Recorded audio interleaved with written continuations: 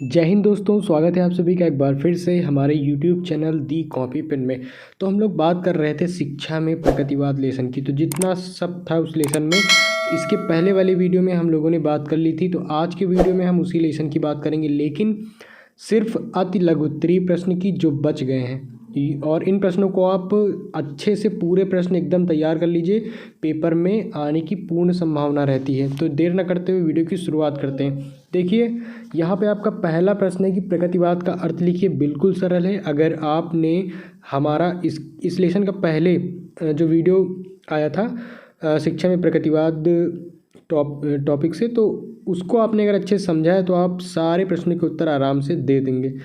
चलिए, प्रगतिवाद का अर्थ लिखिए। तो भाई प्रगतिवादी दर्शन की वह विचारधारा है जो प्रकृति को मूल तत्व मानती है। क्योंकि प्रगतिवाद क्या है? प्रकृति को मूल तत्व मानती है। इस दर्शन के अनुसार यह भौतिक जगत ही सत्य है, इसके अतिरिक्त और किसी शक्ति का कोई अस्तित्व नहीं है। बिल्कुल ईजी है। नेक्स्ट है कि प्रकृति की ओर लौटो से क्या आशय है?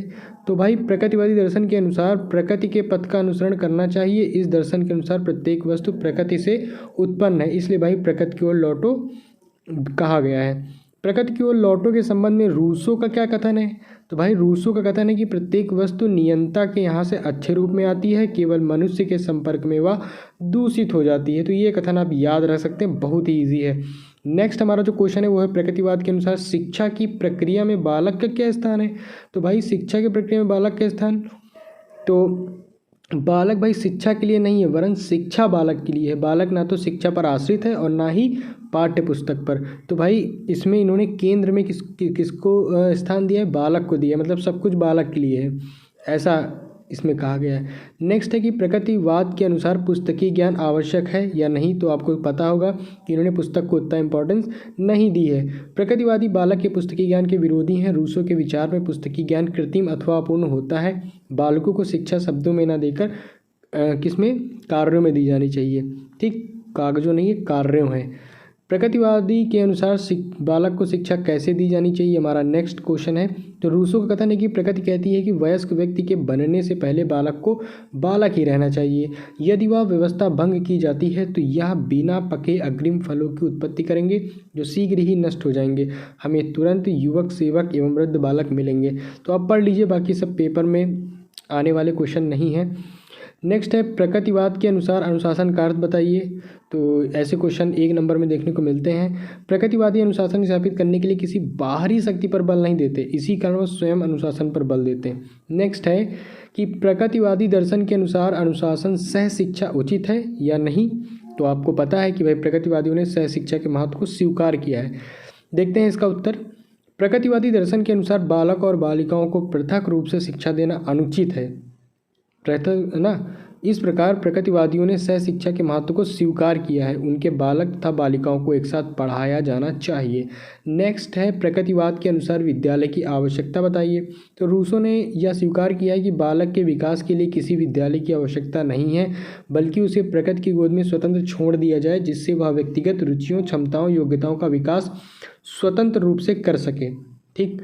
नेक्स्ट है प्रकृतिवाद का शांति निकेतन पर प्रभाव। तो आपने कई पॉइंट्स पढ़े होंगे, जैसे कि यहाँ कक्षाएं भवन में ली जाती, शिक्षण कार्य पेड़ के नीचे खुले मैदान में होता है, प्राकृतिक पर्यावरण में, ठीक, आश्रम ढंग से शिक्षा होती है, बालकों की रुचि के अनुसार सह शिक्षा दी जाती है और भ्रमण के द्वारा शिक्षा को महत्व दिया जाता है।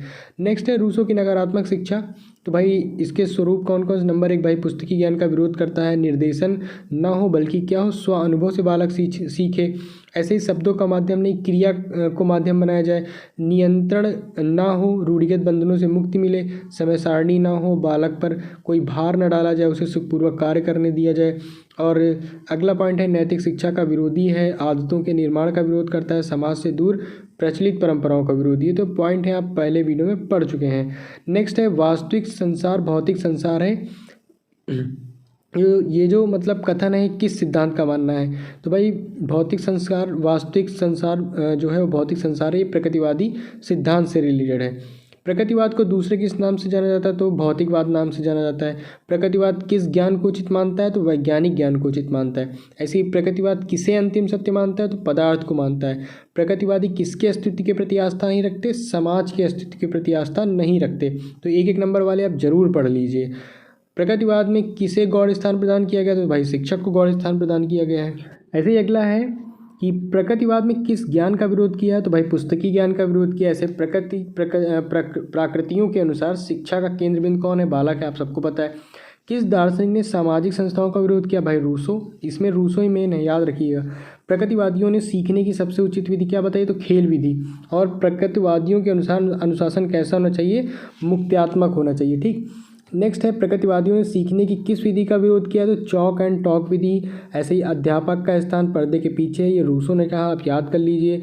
प्रकृतिवादियों के अनुसार सर्वोच्च जो लक्ष्य है वो क्या है? तो भौतिक संपन्नता की प्राप्ति। ऐसे नेक्स्ट है कि प्रकृतिवादियों की शिक्षा का आधार क्या है? तो मूल प्रवृत्तियाँ। इसके बाद प्रकृतिवाद ने सीखने की किस विधि को जन्म दिया? तो ह्यूरिस्टिक विधि। ऐसे ही नेक्स्ट है, प्रकृतिवाद ने ज्ञान प्राप्ति के लिए किसे आवश्यक माना? तो ज्ञान के लिए इंद्रियों की आवश्यकता है, इसको आवश्यक माना। इसके बाद प्रकृतिवाद ने किसके महत्व को अस्वीकार किया है? तो भाई आत्मा और परमात्मा के महत्व को अस्वीकार किया है, क्योंकि ये प्रकृति पर ज़्यादा विश्वास करते हैं। ऐसे ही नेक्स्ट है, प्रकृतिवाद के कितने रूप बताए गए हैं? तो 3 रूप बताए गए हैं। तो इस प्रकार आपने 30 प्रश्न देखें और 30 प्रश्न में अभी जो एक एक लाइन में अभी हमने बताए हैं, अभी डिस्कस किए हैं, तो उनको आप ज़रूर ये ध्यान में रखिएगा। ठीक। तो बाकी वीडियो में अंत तक बने रहने के लिए आपका बहुत बहुत धन्यवाद। आई होप ये वीडियो आपको ज़रूर पसंद आया होगा। और जो वर्तमान भारतीय समाज और प्रारंभिक शिक्षा की प्लेलिस्ट ज़रूर चेक करिए और उसके सारे वीडियो को आप ध्यान से देखिए। तो फिर हम मिलते हैं नेक्स्ट वीडियो में, जो है शिक्षा में प्रयोजनवाद। तो ये अगला वीडियो इसी का आएगा। ठीक, तब तक के लिए धन्यवाद।